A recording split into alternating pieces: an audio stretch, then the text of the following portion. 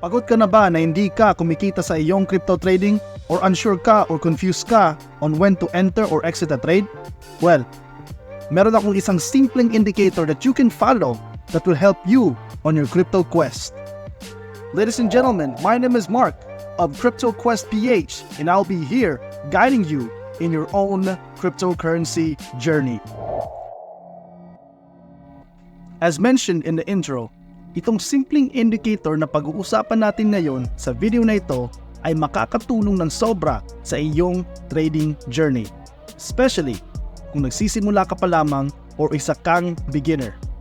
This indicator will help you know when to enter, stay on a trade, or exit a trade. So, ito ang pag-uusapan natin ngayon dito sa ating video. Una, ano itong indicator na tinutukoy natin at ang kahulugan nito? Pangalawa, real market examples from the past if we use the indicator. And lastly, kung paano natin gamitin itong indicator na ito.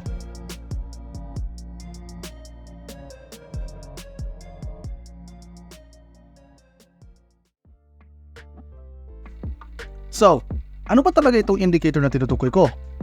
Well, the indicator that I'm talking about is the simple moving average indicator.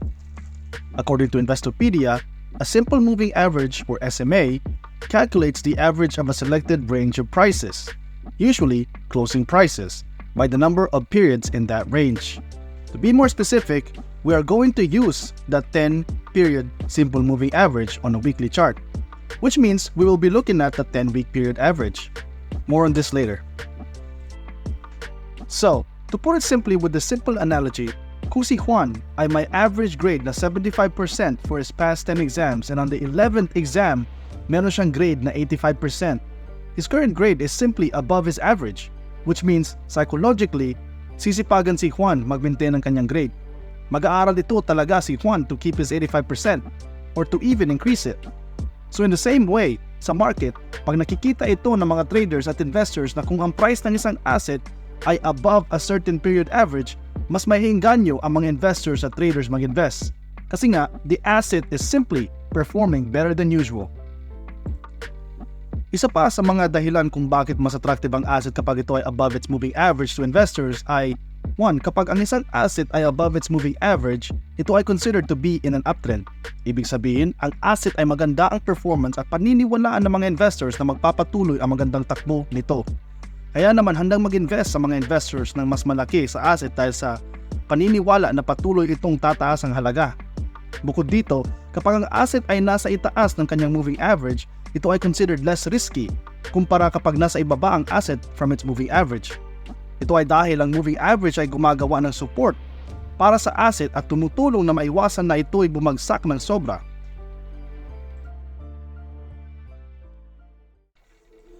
So kung tingnan natin ang trading view chart ng Bitcoin using this indicator that you can find on the indicators tab on your trading view, makikita natin dito ng October 2015 hanggang sa tuktok ng 2018 bull market around December 2017, you would have made 7,888%.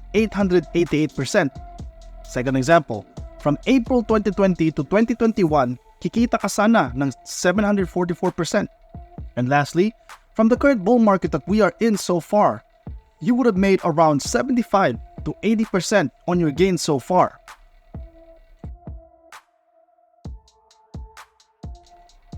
Para magamit ang indicator na ito on your trading view, kung hindi mo pa alam kung paano i-activate ang indicator na ito sa trading view, siguraduhin pumunta sa indicators tab at i-search lamang ang term na simple moving average.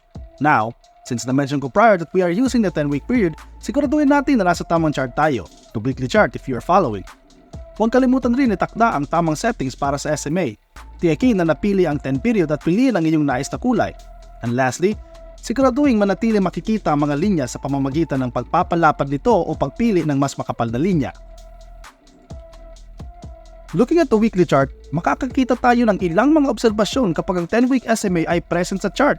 Una, tulad ng nabanggit ko earlier in the video, kapag ang presyo ay nasa ibabaw ng 10-week simple moving average, ito ay itinuturing na nasa uptrend. At mapapansin mo na karaniwan it usually marks the beginning and end of the bull and bear cycle ng Bitcoin.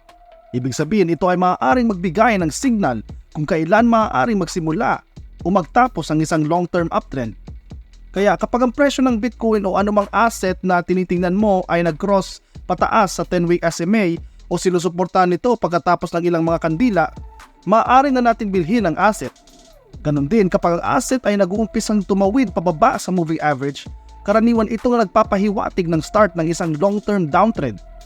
Sa ganitong pagkakataon, marahil ay dapat na nating pag-iisipan na ibenta ang asset o maglagay ng short position.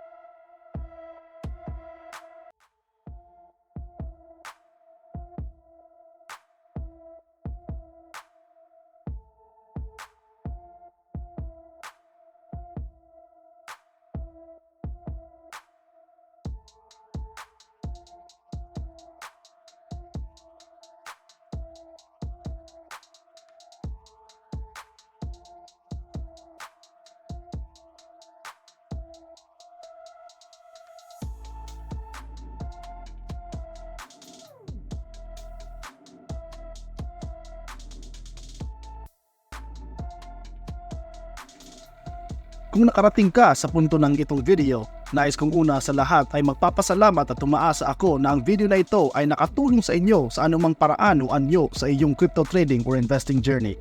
In the future, magkakaroon kami ng mas marami pang content tungkol sa pag-i-invest sa crypto, balita tungkol sa crypto at iba pa. Muli, maraming salamat at sana ay magtutuloy-tuloy ang iyong tagumpay sa mundo ng crypto trading.